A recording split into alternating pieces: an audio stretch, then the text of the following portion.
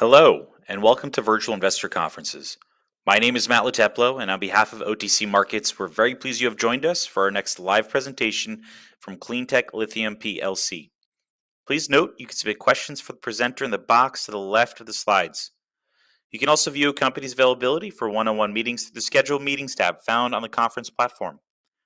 At this point, I'm very pleased to welcome Steve Kessler, Executive Chairman of CleanTech Lithium PLC, which trades on the OTCQX Best Market under the symbol CTLHF and on the AIM under the symbol CTL. Welcome, Steve. Good morning, everybody. Okay, I'd like to talk to you about developing sustainable lithium projects in Chile. CleanTech Lithium has a number of projects. We have two advanced projects which have declared resources of 2.7 million tons. We've completed scoping studies on both of those with very robust economics. We are intending to use direct lithium extraction for the first time in Chile. We've led the development of that in country. Combined with the use of renewable energy to produce green, sustainable lithium to supply the European and the US markets. We have been in the country for a couple of years. We've developed very strong relationships with local communities, and we have designed the first alliance agreement with the communities whereby they will support the company in its application for operating contracts with the government, and clearly we will support them in preserving their heritage and the culture. We are just about to engage with potential strategic investors in the project when we finish our pre-feasibility study. We already have a number signed up under NDA. We have a board that's very strong with experience in the mining industry, developing large projects, but particularly developing large projects in Chile. Now, lithium, most people have been looking what's happened with the big surge in price a year or two ago, and then the collapse at the end of last year. The reality is outside of China, China's still very strong in terms of its take-up of electric vehicles. It's slowed down in the US and the EU. The cars have been too expensive for the mass market. And that's really driven the motor manufacturers to look how they can make cheaper vehicles that requires cheaper batteries, and they're moving in that direction, and the Chinese are exporting vehicles into those markets. Most analysts are forecasting that from the stabilization of price we see today, about the $15,000 a ton, that will begin to increase in the second half of this year. In the longer term, there's clearly a structural deficit in lithium to support the transition to the green economy. If we look at the company itself, we are AIM listed as of early 2022, 145 million shares in circulation. Share price, this was done on the 22nd. We're now at the end of the month, and we've gone up about 40% on top of that at the moment. We have two brokers, Canaccord and Fox Davis, both with strong ratings on our share price, which is considered very much undervalued compared to our peer lithium groups around the world. We have, apart from the board of management holding 15%, our major shareholder is Regal Funds out of Australia. That's very significant. They've supported us all the way through from our original IPO, every capital raise, and have said that they will continue to maintain that 15% position all the way through future capital raisings, including that required for construction. They've been very strong and saying we really need to be dual listed on the ASX. Two reasons. There's a deeper pool of capital for resource projects, particularly lithium projects. And when people see our project compared to peer group valuations, that they would expect to see a very rapid re-rating. We're engaged with that process at the moment. We plan to lodge our prospectus end of May, and we should be trading in Australia end of June, early July. The board is very strong. I've been in the mining industry my entire life, originally with Rio Tinto, then working with BHP, Billiton, 30 years of experience of projects in Chile, both with Escondida as the first CEO of Collahuasi. I've been a CEO of lithium companies listed in Australia. Gordon's a very experienced CFO in the resource sector. Maha is a great addition to the board. She comes out of Trafigura, responsible for global copper and zinc trading desks, lots of experience in China, and clearly China is a very significant player in the battery supply chain. With the listing in Australia, we brought Tommy McKeith onto the board as our resident director. His background is with Goldfields. He led the internationalization of Goldfields into Australia and South America, and Johnny is our resident director in Jersey, lots of experience in company governance, tax areas. Let's say we have our major projects, our Laguna Verde and Francisco Basin. They're both about 4,300 meters, very limited flora and fauna, nobody living within 100 kilometers of that area, but there are local communities, indigenous groups on the transport corridors. And that's why we have been introducing our DLE technology as a sustainable technology to them. They realize that lithium production is going to increase in Chile. They would like to see it done in a sustainable manner, which is why they're very supportive of CleanTech Lithium and the way we are working. So we have completed scoping studies on both of those projects. I'll go a bit more detail there. We then have two exploration areas on the periphery of the Salar de Atacama, which is the highest grade lithium brine salar in the world, and also further north in Yamara. Staying on Laguna Verde, we control the entire basin. The two co-founders of the project obtained the licenses a couple of years ago. We've been consolidating that area. And it's important to control the basin if you're using direct lithium extraction, where you are extracting the brine, removing the lithium, and then re-injecting it back into the aquifer so that there's no water depletion. We've had a couple of seasons of drilling. We've completed 8 holes now. We've declared 1.8 million tons of resource, of which 1.1 million is in the measured and indicated category, which feeds into the PFS. The scoping study, I'll come on to the next slide, very robust economics. The pre-feasibility study is underway and will be completed later this year. Having a project with the 1.8 million tons, we looked at what it looked like if we were producing 20,000 tons a year of lithium carbonate. We expect to have operating costs in the lower quartile. That's about $4,000 a ton. That time CapEx was about $400 million. Obviously, with the inflation in the industry, it'll be more like 450 or so today. But very robust with NPV after tax and royalties of 1.8 billion and IRR after tax and royalties of 45%. And the milestones you can see in the very near future is PFS no later this year, where we'll demonstrate the resource. We'll be declaring the maiden reserves for the project. We'll have updated CapEx, OpEx, and economic valuation. And that puts us in a very good position to engage in substantive discussions with potential strategic investors and off-takers. Chile's a special environment for lithium, that all lithium production requires to have an operating contract granted by the government. They did announce the new lithium strategy last year, caused a bit of consternation around the world, as many of the media read that as Chile wanting to have majority control of lithium of all lithium projects.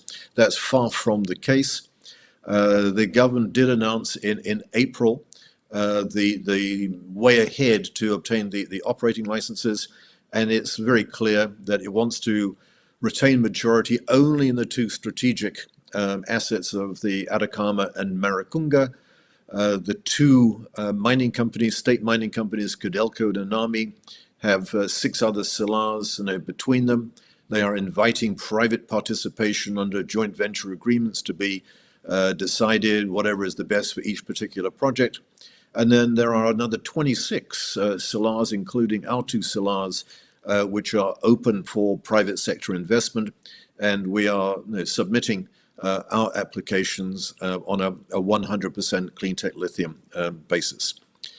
We've been doing the environmental baseline studies over the last 2 years, and based on the engineering design of the PFS, we'll complete the EIA together with our communities and submit that to the government in due course. Let's say we do have 5 or 6 potential strategic partners already signed up under NDA, looking at the data in the database. Some of them have visited site, but we've been very clear in saying, look, we don't want to enter into substantive discussions at this stage. We'll do that when we have all the information on the PFS, and they'll also be able to see that the DLE is working very, very effectively when they can see our pilot plant in operation. And I'll talk about that because that's a very significant step for the company. Francisco Basin is about 100 kilometers south of Laguna Verde. Again, we control the entire basin. We've done only limited drilling. We decided to use the available funds that we have to concentrate on accelerating Laguna Verde as fast as possible. We've done drilling, declared a 0.9 million tons LCE resource. We feel that Francisco Basin has the same potential as Laguna Verde. One of the other reasons why we've slowed down on Francisco Basin is that we do want to complete all the design work on Laguna Verde so that we can just effectively replicate the wellfield design, the process design at Francisco Basin. So we rolled the one design into the other. Both Laguna Verde and Francisco Basin have good infrastructure, very good road access to Laguna Verde. We have power lines only a few kilometers from the project site at Francisco Basin. And again, this project also showed very good scoping study economics, again looking at a 20,000 ton plant. Because we haven't done as much drilling as we would like to do, at the moment operational life only 12 years, but again solid NPV post-tax and royalty just over $1 billion, IRR 43%, also low operating cost, capex about 450. We have 2 other exploration areas. Salar de Atacama, as I said, it is the highest grade salar in the world, about 1,500 ppm. We've acquired license areas on the periphery of that. We've started doing some geophysics work, but it's still very early stage. And again, further to the north, the Yamara is a large basin. There's evidence from geophysics we acquired from oil exploration of a highly saline aquifer underneath. We've only drilled 1 hole there. We've still got a long way to go in that exploration. But 2 potential projects on top of the 2 advanced ones that we have. Now, Chile is a tremendous country in which to work. I know people are looking at lithium all over the world. Many projects are being looked at in Africa. One of the benefits of Chile is its very strong infrastructure. Obviously, the road system is great. There's an interconnected electricity grid from north to south.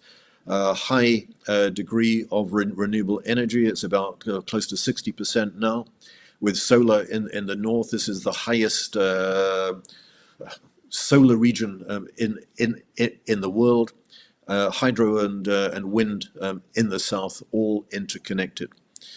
Very importantly in this area, it is the Atacama Desert, so water is scarce. It's a very sensitive topic, and compared to the evaporation ponds, which is the traditional way of getting lithium in this area where the brine is concentrated, the water is wasted. we intend to return all the water back into the aquifer so that our water usage is very, very low indeed. The other area of infrastructure, which is very, very important, is that Chile is a mining country.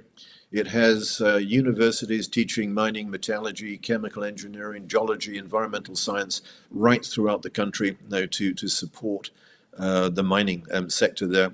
So there's a very highly skilled technical population in Chile to support projects such as ours. And we have very good relationships with the universities. When we're looking at projects and the funding of projects, we're looking at the sort of $400–500 million a piece. Where's that going to come from? We're strongly cash generative, so we expect a high degree of debt, 60–70%, both from commercial banks and multilaterals. We've already had offers from agencies such as KfW in Germany. We expect to bring strategic partners in post our PFS. And our message has always been, look, you want to have offtake material. If you're going to come in as a strategic investor, you'll have to pay decently for the equity. And how are you going to cornerstone the project finance using your own balance sheet and your relationship banks? There's also all the ESG funds and others. The potential strategic partners has broadened out considerably over the last two years. It was just the battery companies. Since then, the motor manufacturers have realized that to secure supply of lithium for their battery supply chains, they need to go upstream. The battery companies are doing that. The traders, Trafigura, Mitsubishi, Glencore, are all getting involved in the upstream lithium business. And now we've seen the major mining companies like Rio Tinto entering the lithium space, and oil companies got experience in the brine oil fields in North America, like Exxon, also entering the industry. Where we are on the cost curve is in the lowest quartile. All the brine projects, or most of the brine projects, are down there. Integrated spodumene, middle of the road, and then the non-integrated and the lepidolites are high. So we're going to be in a very, very strong competitive position. Direct lithium extraction, this is why it's important to control the basin. We extract the brine from the aquifer. We remove the lithium using selective adsorbent. We then re-inject the brine back into the aquifer. Clearly, we want to manage the extraction and the re-injection to make sure there's no dilution of where we are extracting and help to re-inject in a way that we push the lithium brine towards those extraction wells. The benefit of DLE is not just very low water consumption because it's returned to the aquifer, much more efficient than evaporation ponds. Recoveries are more like 80–85% rather than the 40–45% of evaporation ponds. You're generating product within 1 or 2 days of pumping the brine rather than 1 to 2 years.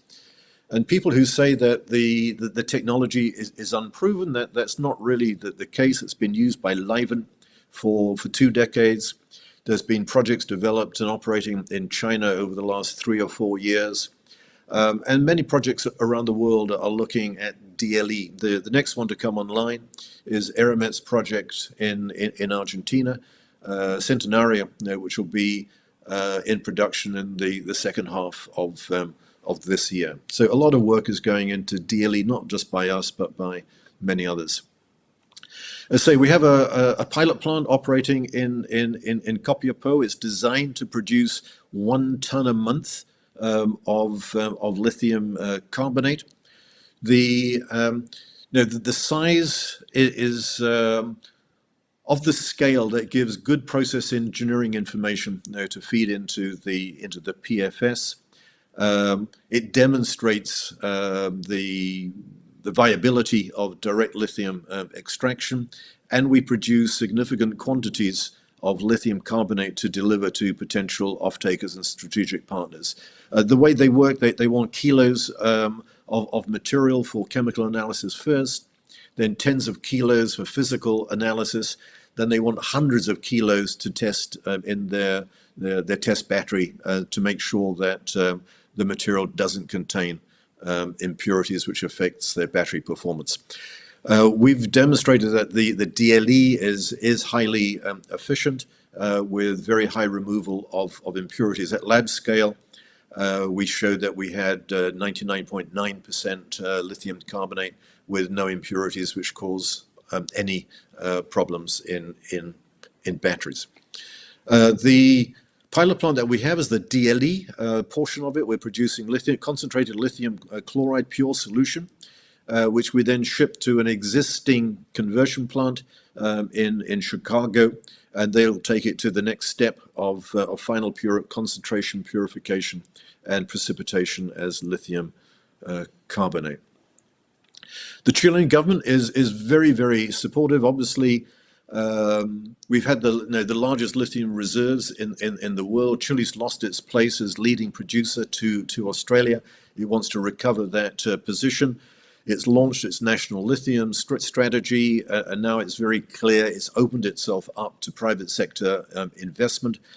The process is the expressions of interest go in up to the middle of June. The government will then relay the results of that. I think on the 9th of July, they'll prioritize which projects they want to go ahead into the award of the operating contract. We expect to be at the top of that list. We are by far the most advanced project in Chile, and we have strong community support. We expect to be informed of that in July, and because we've already had extensive dialogue with our local communities, we should go straight into the drafting and the signing of the decree, which should take 3 months or so. The government of Chile is being very strong, sending out members of the government throughout the world, promoting their Let's Invest in Chile. Obviously, it can be the prime area for battery materials, both in lithium. It is already the major copper producer in the world. It's still trying to grow that. It clearly wants to attract inward investment into the downstream lithium supply chain as well. We've already seen BYD and Changxin go ahead with projects in Chile. So to summarize, why CleanTech? As I say, we have 2 advanced projects. We believe they can come into production fast. The government has said they want to see 3 or 4 new projects in production in 2026, and we are well ahead of any other project in terms of being able to deliver on that government objective, which is why we think will be a priority to get advanced to an operating contract.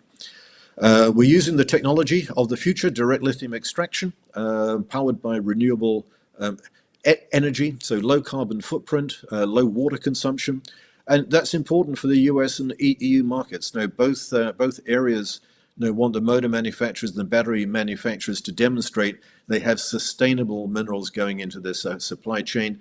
So we would expect to be a preferred supplier of lithium into that.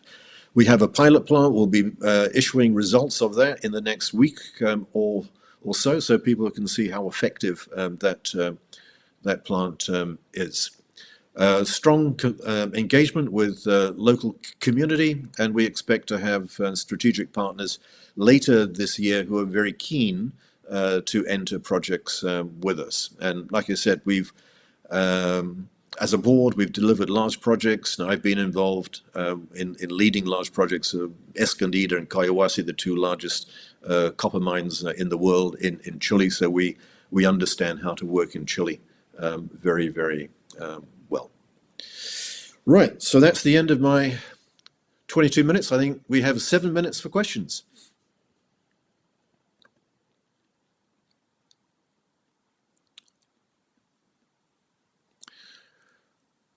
Okay, right. The first one is, what are the drivers for the recent 40% price gain? Well, I think there's two things that you might have read in the press that our CEO resigned a couple of weeks ago.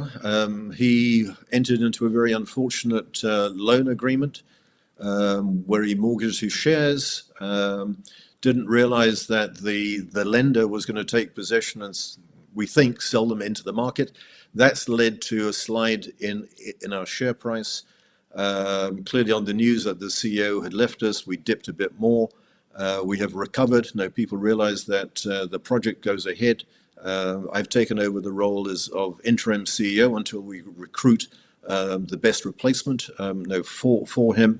And that's where you've seen the price recovery. Also matched by the improving sentiment to the lithium price. It's been solidifying at the 15,000. We've seen other lithium producers in Australia and development companies, their share prices also gone up significantly, but I think we've just recovered the position that we had perhaps lost.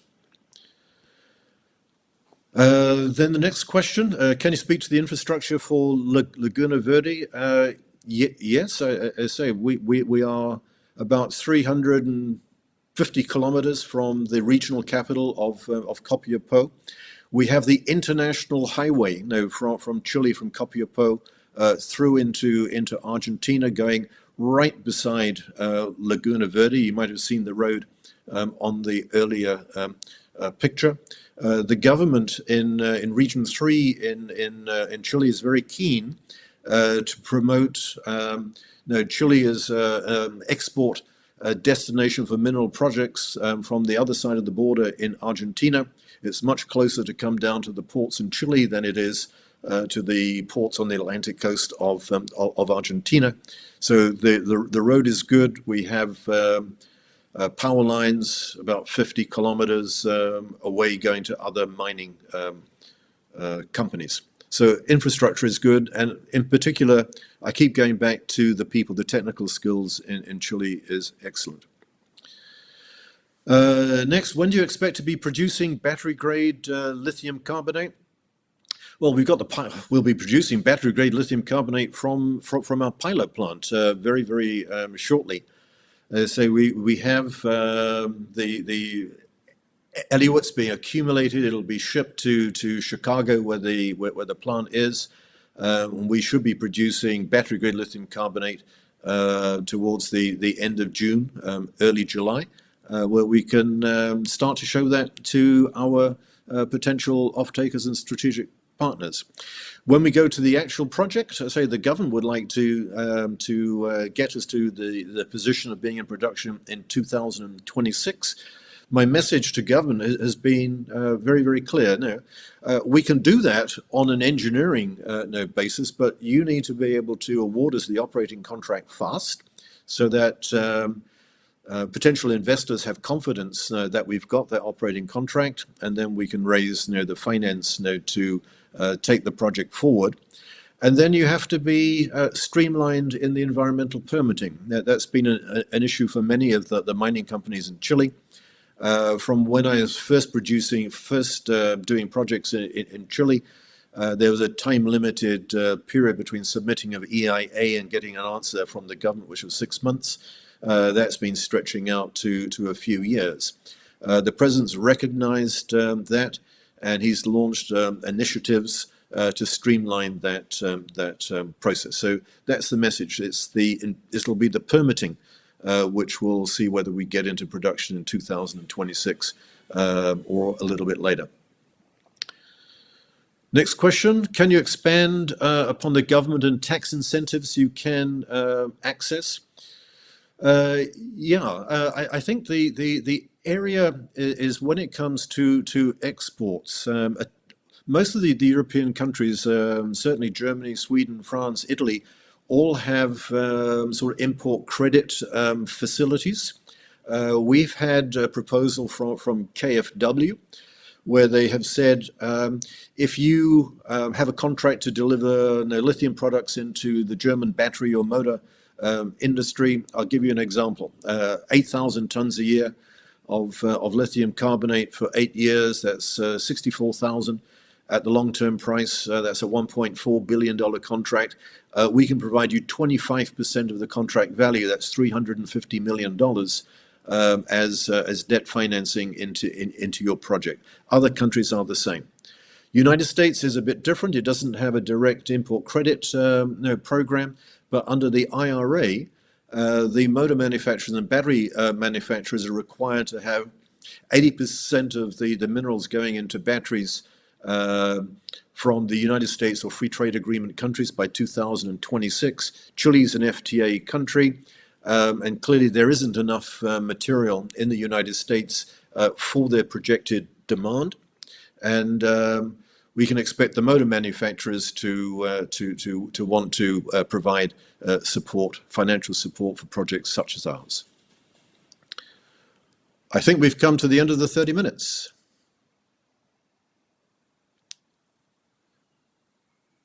So I'd like to thank everybody for listening to this presentation.